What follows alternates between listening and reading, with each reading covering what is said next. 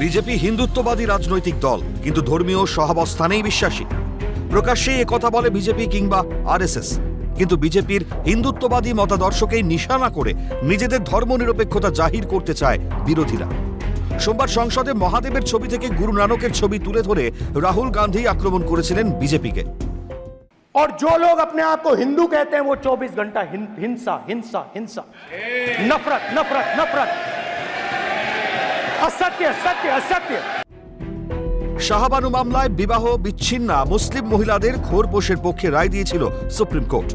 সংসদে সংখ্যাগরিষ্ঠতার জোরে সেই রায়কে খারিজ করে দিয়েছিল রাজীব গান্ধীর সরকার। সংবিধানের ঊর্ধ্বে জায়গা দেওয়া হয়েছিল শরিয়ত আইনকে। বিজেপি তাই কংগ্রেসকে বলে মেকি ধর্মনিরপেক্ষ।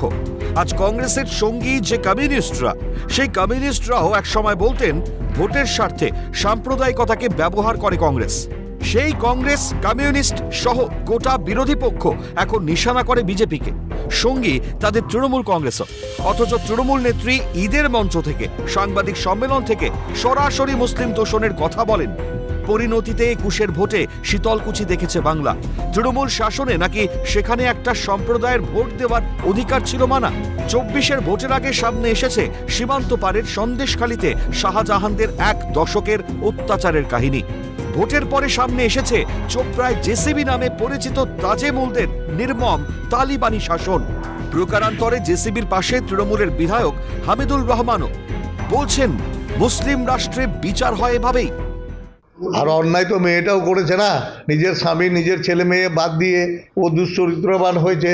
এখন তো একটা আমাদের মুসলিম কাস্টের সামাজিক আচার বিচার হয়ে থাকে। দুদিন পর হামিদুলকে শোকজ করেছে তৃণমূল, কিন্তু হামিদুলের কথা ধরে প্রশ্ন উঠছে পশ্চিমবঙ্গকে কি আলাদা রাষ্ট্র ভাবেন হামিদুলরা? পশ্চিমবঙ্গকে কি মুসলিম রাষ্ট্রে পরিণত করতে চাইছেন হামিদুল রহমানরা? প্রশ্ন উঠল খোদ সংসদের বুকেই। पश्चिम बंगाल में कुछ दिनों के बाद पूरा हिंदू जाति खत्म हो जाएगा। यहाँ पे मुस्लिम का गठन होगा। मैं बोल रहा हूँ सर, 10 साल के बाद याद रहेगा पूरा बंगाल पे।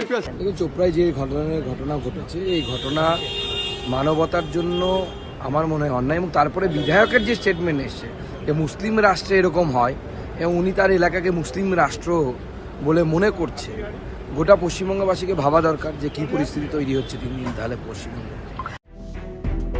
সৌমিত্র খায়ের কথাকে যে কেউ সাম্প্রদায়িক বলে দাগিয়ে দিতে পারেন, তাহলে হামিদুর রহমান কি সাম্প্রদায়িক নন? বাংলাদেশ থেকে অবাধ অনুপ্রবেশ, বাংলা থেকে একের পর এক ইসলামিক মৌলবাদী জঙ্গি সংগঠনগুলির যোগসূত্র উদ্ধার, জঙ্গি গ্রেপ্তার, সীমান্ত পারের এলাকাগুলিতে শাহজাহানদের দাপট, ঈদের মঞ্চে মুখ্যমন্ত্রীর সদম্ভ তোষণের রাজনীতি, ভোটের মঞ্চ থেকে সনাতন ধর্মকে আক্রমণ কি জানান দিচ্ছে না সৌমিত্র খাঁর মুখে বলা বিপদের বার্তাটা? উঠছে প্রশ্ন, সনাতনীদের ভোট চাওয়ায় বিজেপিকে যদি সাম্প্রদায়িক বলে দেখে দেওয়া যায়, তাহলে সরাসরি মুসলিমদের ভোট প্রার্থী তৃণমূল কেন সাম্প্রদায়িক না? মুসলিম রাষ্ট্রের তালিবানি বিচারে কি শিলমোহর দেওয়া হবে এই বঙ্গে? রাজীব গান্ধী শরিয়ত আইনকে সংবিধানের মাথার ওপর ঠাঁই দিয়েছিলেন।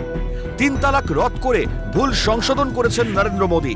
এই বঙ্গে মুসলিম রাষ্ট্রের তালিবানি বিচারে কি সায় দেবেন রাহুল গান্ধীরাও? চর্চায় বঙ্গ রাজনীতি।